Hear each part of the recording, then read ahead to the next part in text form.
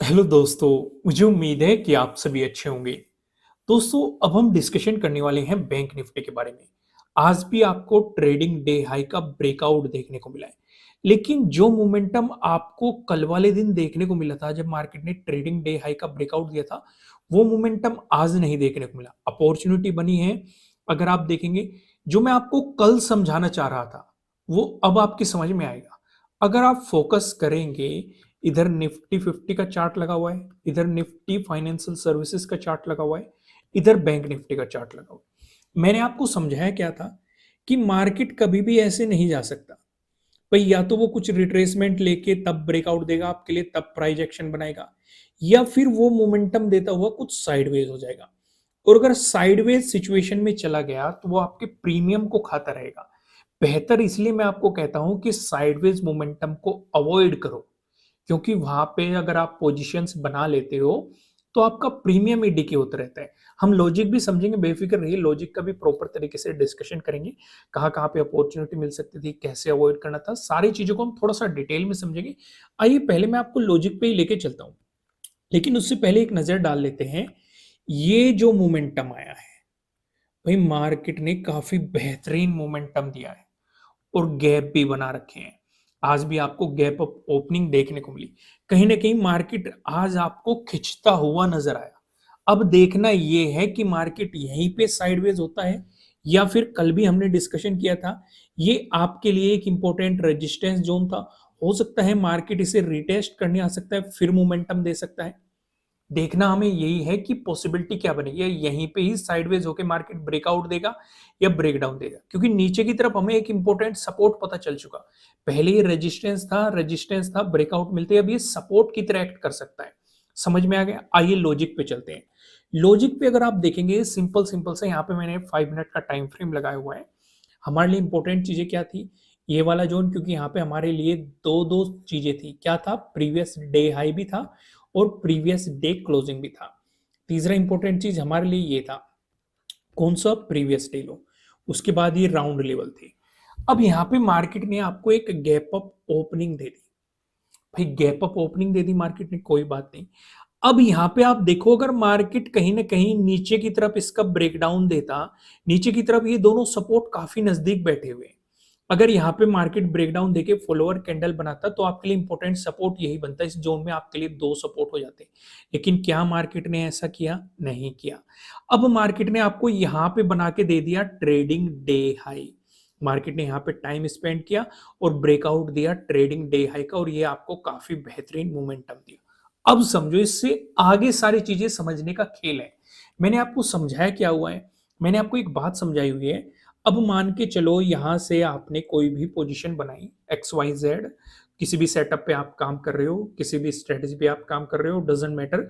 अगर आप उसके लिए, आपके लिए काम कर रही है वो चीज, बेहतर है। अगर आपको अपॉर्चुनिटी मिल गई, अगर आप यहाँ पे देखेंगे, ये आपका टारगेट है। फॉर एग्जाम्पल, जस्ट एक एग्जाम्पल हम डिस्कशन कर रहे हैं। मार्केट ने सीधे ही मोमेंटम किया, या टारगेट इससे पहले था आपका, और आप उससे भी बड़े मोमेंटम को पकड़ना चाह रहे हैं, आपका टारगेट भी अचीव होगा। पहला रूल तो यही कहता है कि अपना प्रॉफिट लो, निकलो। लेकिन अगर आप उससे भी बड़े मोमेंटम को पकड़ना चाहते हैं तो कम से कम आप अपने स्टॉप लॉस को उठा के इससे नीचे रख सकते हैं। क्योंकि अगर रिवर्सल आया तो आपका ऐसे लेट हो गया, ये प्रॉफिट आपके हाथ से नहीं जाएगा। पहली चीज मैंने आपको समझाई है। दूसरी चीज, अब अगर मान के चलो टारगेट आपका यही होता, ये आपका एंट्री पॉइंट बन गया, ये टारगेट होता, पहला तरीका क्या होता है, अगर मार्केट इसे निकाल रहा है तो अपने स्टॉप लॉस को ट्रेल कर लो। नहीं तो अगर मार्केट ने यहां पे टाइम स्पेंड करना शुरू कर दिया तो तुरंत एग्जिट मारो। क्योंकि अगर मार्केट थोड़ा भी सभी साइडवेज चला गया, जो भी प्रीमियम बढ़ा है ये आपके प्रीमियम को खाने की कोशिश करेगा। भले ही बाद में इसका ब्रेकआउट दे दे, यही केस मैं आपको यहां पे समझाने की कोशिश करूंगा। अगर ब्रेकआउट देगा तो वो फिर से आपको अपॉर्चुनिटी देगा, आप कम क्वांटिटी में काम कर सकते हैं। समझो चीजों को।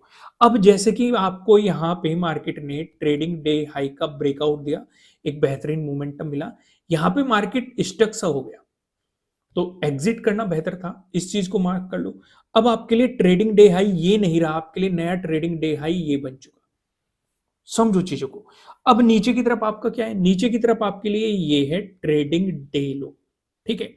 अब जब मार्केट ने यहां पे टाइम स्पेंड किया, अगर यहीं से ही ब्रेकआउट दे देता, फिर से आपको ट्रेडिंग डे हाई का ब्रेकआउट मिल रहा है। यहाँ से आपके लिए अपॉर्चुनिटी बन सकती है।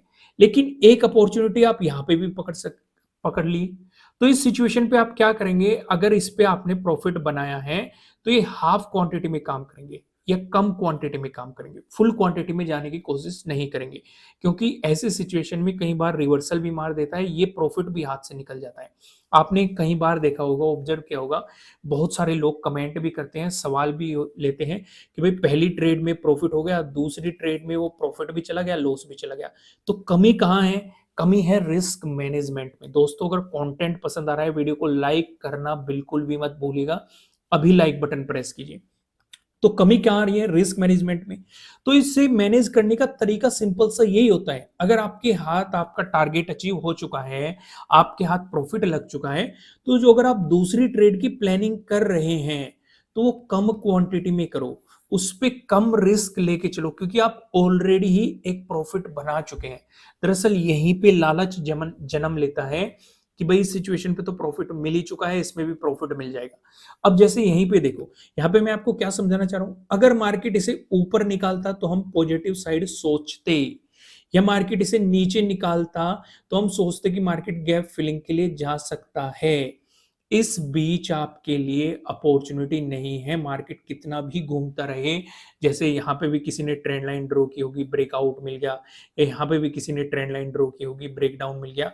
ये सब चीजें, यही तो आपको चीजें समझनी है कि कहाँ पे मार्केट को अवॉइड करना है, कहाँ पे मार्केट के साथ चलना है, किस सिचुएशन पे, किस स्ट्रेटेजी पे कब काम करना है, कितनी क्वांटिटी में काम करना है, कब किस स्ट्रेटेजी को अवॉइड करना है।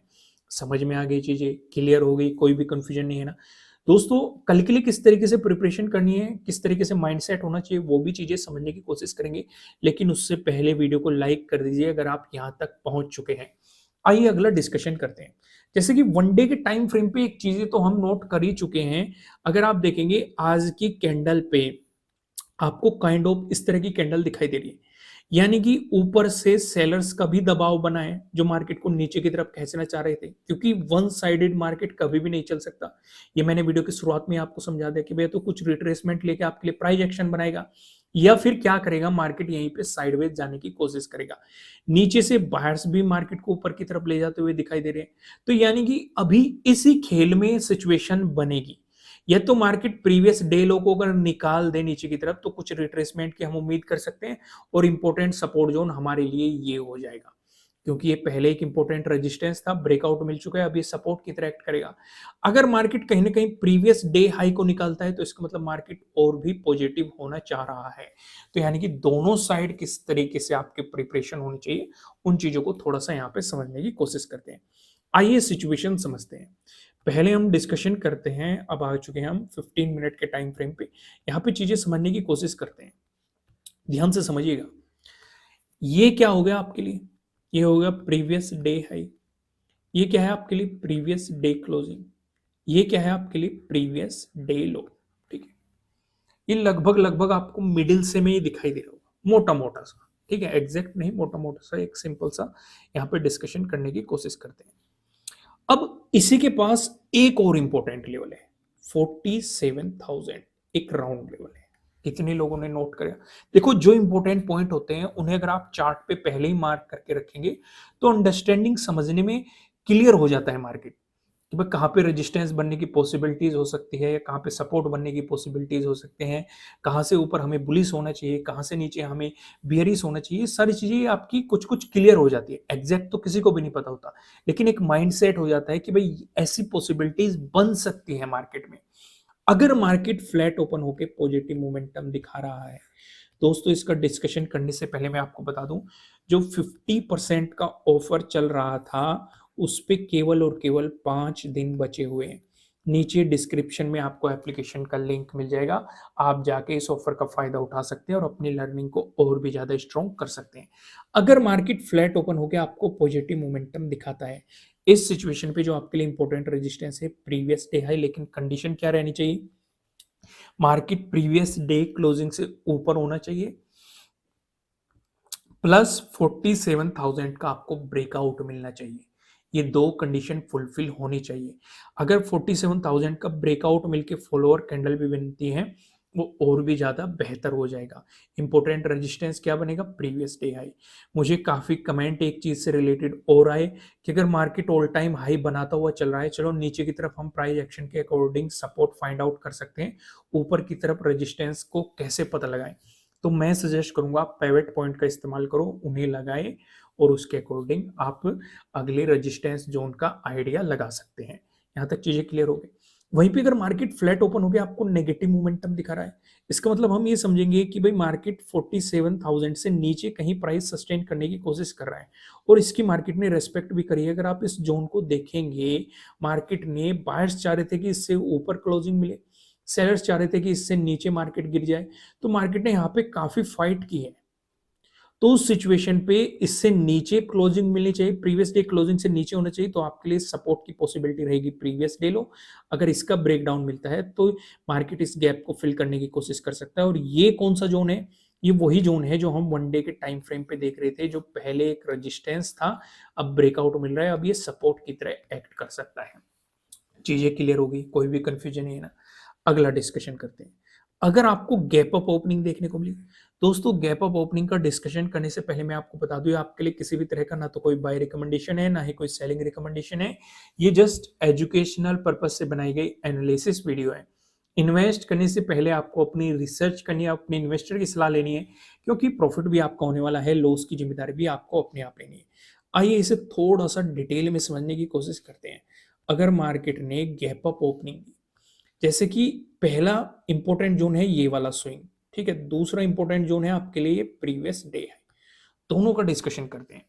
अगर मार्केट इस स्विंग के आसपास आपको गैप अप ओपनिंग देता है, इसका मतलब पहली चीज प्रीवियस डे क्लोजिंग से ऊपर है, प्लस 47,000 से भी ऊपर है, प्लस ये स्विंग से भी ऊपर है।